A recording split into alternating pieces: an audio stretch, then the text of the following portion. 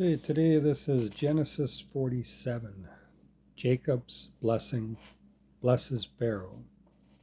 So Joseph went to see Pharaoh and said, "My father and my brothers are here from Canaan. They came with all their flocks and herds and possessions, and they are now in the land of Goshen." Jacob took 5 of his brothers with him and presented them to Pharaoh. Pharaoh asked them, "What is your occupation?"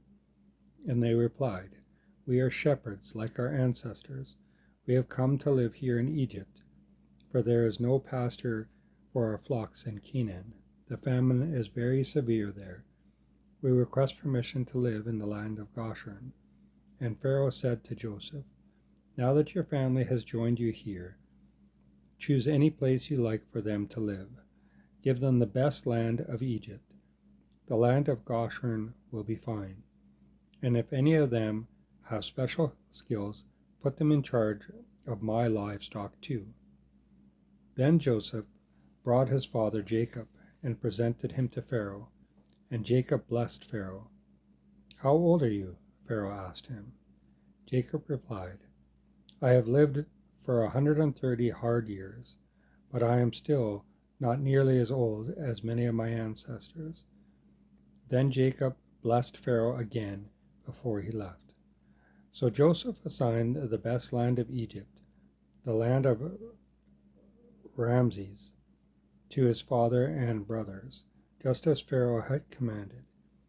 And Joseph furnished food to his father and brothers in amounts appropriate to the numbers of their dependents. Joseph's leadership in the famine. Meanwhile, the famine became worse and worse, and the crops continued to fail through Egypt and Canaan. Joseph collected all the money in Egypt and in Canaan in exchange for grain, and he brought the money to Pharaoh's treasury house. When the people of Egypt and Canaan ran out of money, they came to Joseph crying again for food. "Our money is gone," they said, "but give us bread. Why should we die?" "Well then," Joseph replied, "since your money is gone, give me your livestock. I will give you food in exchange. I will give you food in exchange." So they gave their livestock to Joseph in exchange for food. Soon all the horses, flocks, herds, and donkeys of Egypt were in Pharaoh's possession. But at least they were able to purchase food for that year. The next year they came again and said, "Our money is gone, and our livestock are yours. We have nothing left but our bodies and land. Why should we die before your very eyes? Buy us and our land in exchange for food. We will then become servants to Pharaoh. Just give us grain so that our lives may be saved, and so that the land will not be empty and desolate." So Joseph bought all the land of Egypt for Pharaoh. All the Egyptians sold him their fields because of the famine, because the famine was so severe, and their land then belonged to Pharaoh. Thus, all the people of Egypt became servants to Pharaoh. Sounds kind of familiar about the way the world would like us to live now. The only land he didn't buy was that belonging to the priests, for they were assigned food from Pharaoh and didn't need to sell their land. Then Joseph said to the people, "See, I have bought you and your land for Pharaoh. I will provide you with seed so you can plant the fields.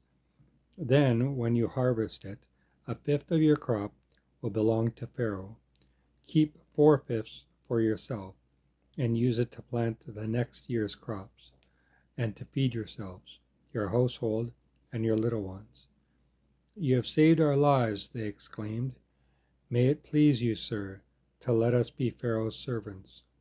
Joseph then made it a law throughout the land of Egypt, and it is still the law, that Pharaoh should receive 1/5 of all the crops grown on his land. But since Pharaoh had not taken over the priest's land, they were exempt from the payment.